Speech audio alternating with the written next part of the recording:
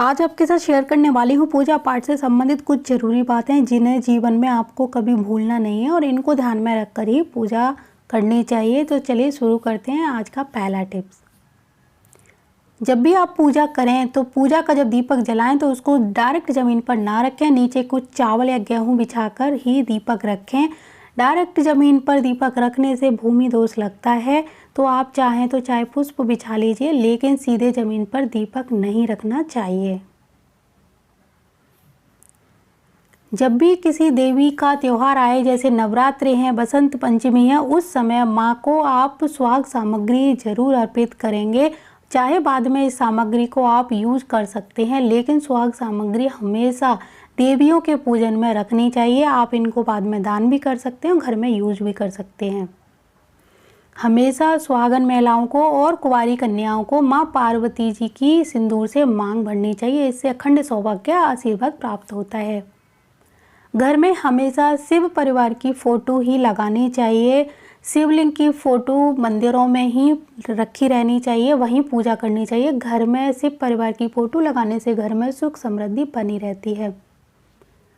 जब भी आप पूजा करें तो पूजा की जब थाली रखते हैं तब आप जो दीपक जलाएं, दीपक को पूजा घर के अग्नि कोण की ओर यानी उस साइड में जलाना चाहिए और जल का जो लोटा है वो ईशान कोण की तरफ रखना चाहिए।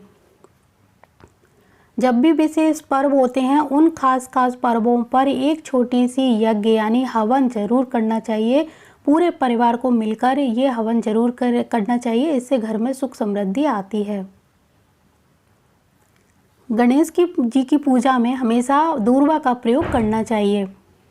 हर अमावस्या को एक पंचमुखी दीपक पितरों के नाम से जरूर जलाना चाहिए। ये दीपक तेल का हो और इसमें थोड़े से काले तिल जरूर होने चाहिए।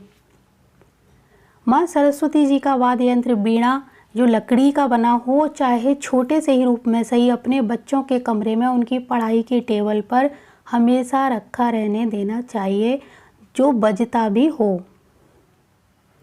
हनुमान जी की किसी भी प्रकार की फ़ोटो मुख्य द्वार पर कभी भी नहीं लगानी चाहिए, क्योंकि भगवान जो बजरंग बली हैं वो हमारे संकटों से रक्षा करते हैं, तो उनकी जो प्रतीक चिन्ह गदा है उसको लगाना चाहिए। लेकिन भगवान की फ़ोटो, किसी भी भगवान की फ़ोटो कभी भी मुख्य द्वार के ऊपर नहीं लगानी चाहिए। भगवान को घर के मंदिर में स्थान देना चाहिए और उनके प्रतीक चिन्ह को मुख्य द्वार पर।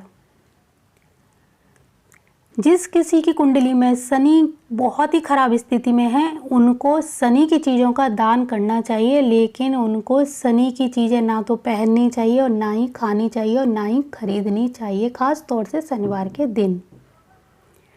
तुलसी माता की पूजा करते समय काफ़ी लोग ये प्रश्न करते हैं कि क्या रविवार या एकादशी को तुलसी में दीपक जला सकते हैं? तो आप जल नहीं चढ़ा सकते, लेकिन दीपक आप हर दिन जला सकते हैं। किसी भी दिन दीपक जलाने की मना नहीं है। अपने बच्चों के जन्मदिन पर एक गुल्लक उनको भेंट करें और उसमें प्रतिदिन उनके हाथ से कुछ पैसे डलवाएं, और जब वो गुल्लक भर जाए अगले जन्मदिन पर वो दान किसी को कर दें। किसी को बर्तन लौटाते समय हमेशा बर्तन को खाली ना लौटाएं, उसमें कुछ ना कुछ सामग्री डालकर ही बर्तन लौटाना चाहिए। घर के ईशान कोण में हमेशा एक जल का कलश भरकर रखा रहना चाहिए। उसके ऊपर आप चाहो तो नारियल रख सकते हो, रोज़ कलश का पानी बदल सकते हो, लेकिन एक कलश घर के ईशान कोण में अवश्य होना चाहिए। आप हफ्ते में एक दिन दीपक जब जलाएं किसी भी मंदिर में बाहर या किसी वृक्ष के नीचे, तो आटे का ही दीपक जलाएं तो बहुत ही ज़्यादा शुभ माना जाता है। भगवान विष्णु या माँ लक्ष्मी की कभी भी अकेली पूजा नहीं करनी चाहिए, दोनों के साथ में ही पूजा करनी चाहिए। तो ये थी पूजा पाठ से संबंधित कुछ ज़रूरी बातें जिन्हें जीवन में आपको भूलना नहीं है और इनको हमेशा अपनाना है, जीवन में धारण करना है, अपने बच्चों को भी बताना है, और जो लोग इन चीज़ों को नहीं जानते हैं उनको भी बताना चाहिए। तो मुझे पूरी उम्मीद है ये जानकारी आपको अच्छी लगी होगी और आप इसको फॉलो भी ज़रूर करेंगे। तो जय माता दी, जय गुरुदेव और जय श्री राम।